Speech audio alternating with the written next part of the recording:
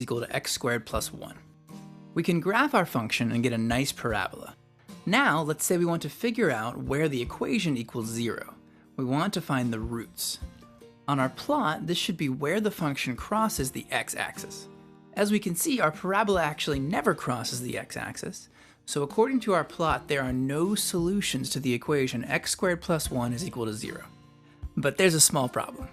A little over 200 years ago, a smart guy named Gauss proved that every polynomial equation of degree n has exactly n roots. Our polynomial has a highest power, or degree, of 2, so we should have 2 roots. And Gauss's discovery is not just some random rule. Today we call it the fundamental theorem of algebra. So our plot seems to disagree with something so important, it's called the fundamental theorem of algebra, which might be a problem. What Gauss is telling us here is that there are 2 perfectly good values of x that we could plug into our function and get 0 out. Where could these 2 missing roots be? The short answer here is that we don't have enough numbers.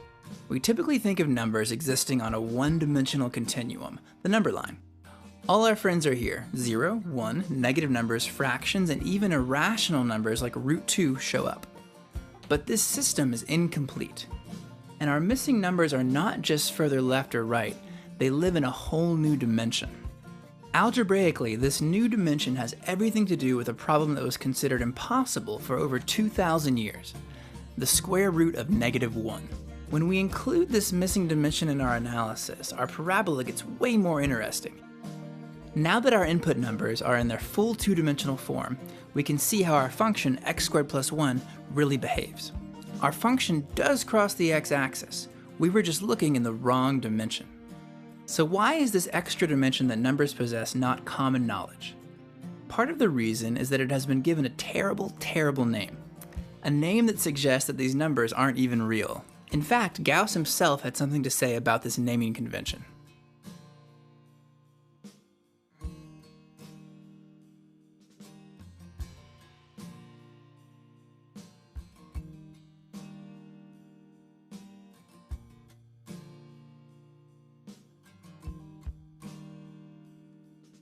So yes, our missing dimension is comprised of numbers that have been given the ridiculous name imaginary. Gauss proposed these numbers should instead be given the name lateral, so from here on, let's let lateral mean imaginary.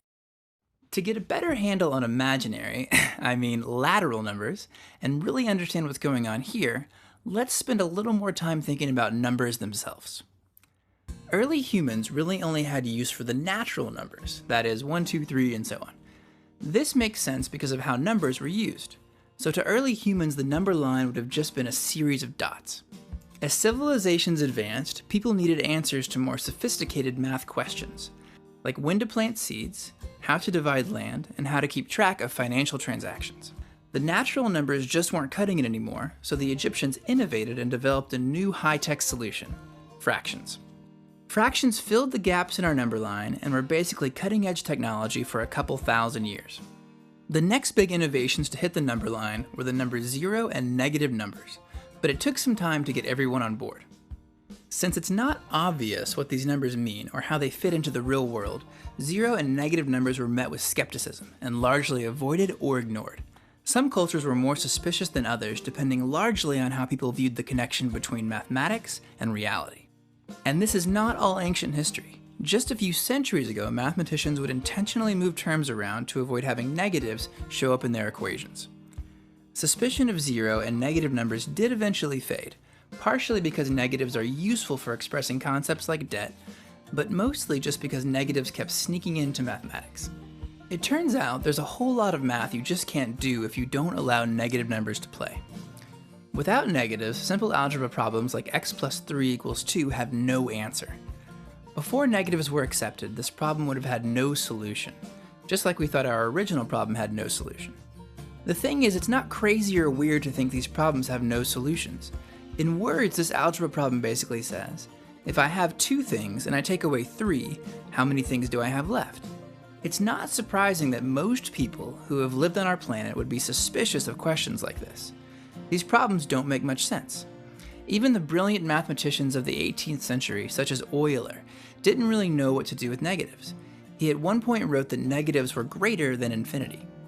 So it's fair to say that negative and imaginary numbers raise lots of very good, very valid questions.